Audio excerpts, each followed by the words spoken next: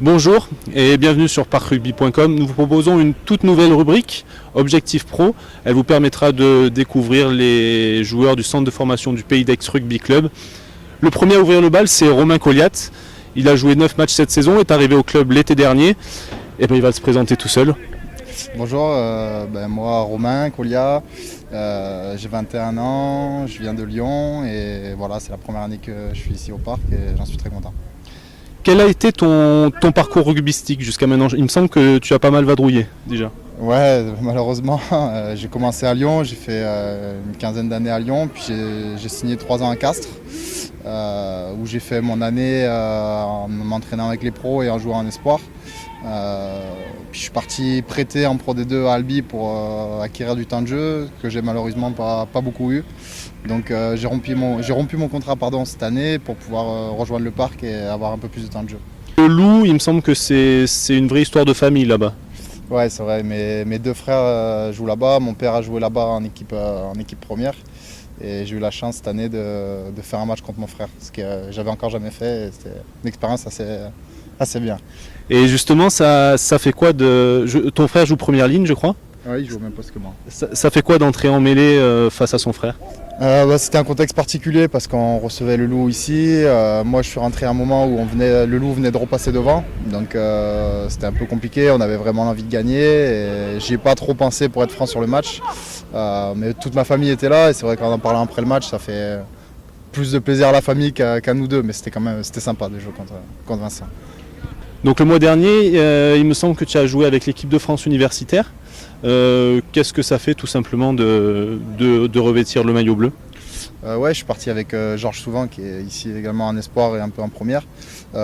Expérience très sympa. Moi j'ai eu le privilège de revoir des anciens copains avec qui j'étais en sélection auparavant.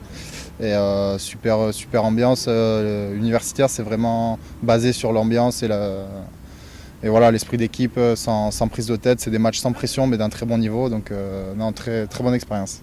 C'est important pour toi ça de revêtir ce maillot bleu et de représenter ton pays? C'est sûr que c'est toujours une fierté. J'ai eu la chance à partir des moins de 16 ans de faire toutes les catégories jusqu'à la Coupe du Monde des moins de 20 ans.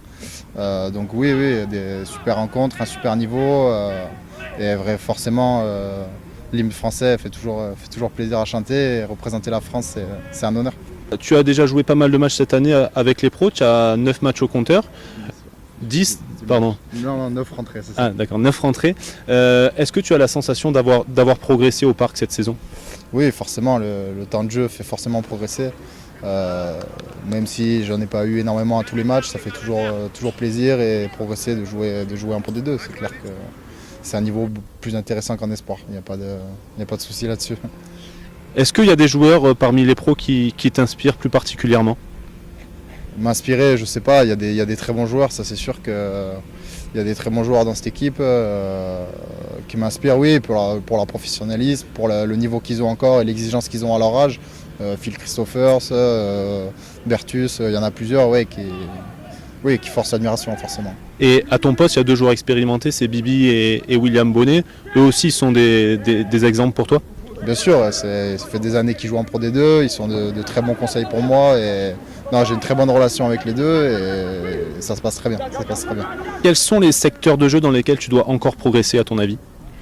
Moi c'est les secteurs au poste forcément, la mêlée encore, il faut que je m'aguerrisse là-dessus. En touche, il faut que je sois plus régulier, même si je pense avoir fait des progrès cette année et que ça se passe bien.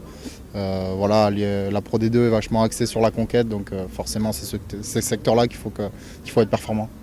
Et quels sont tes objectifs maintenant à court terme, à très court terme, donc sur la fin de la saison là? Moi, sur la fin de la saison, c'est avoir encore du temps de jeu, un maximum de feuilles, bien sûr.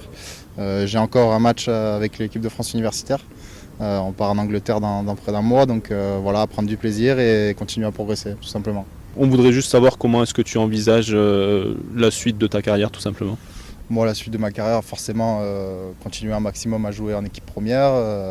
J'espère rester ici et puis évoluer, continuer à progresser et tout simplement continuer au niveau professionnel, tout simplement.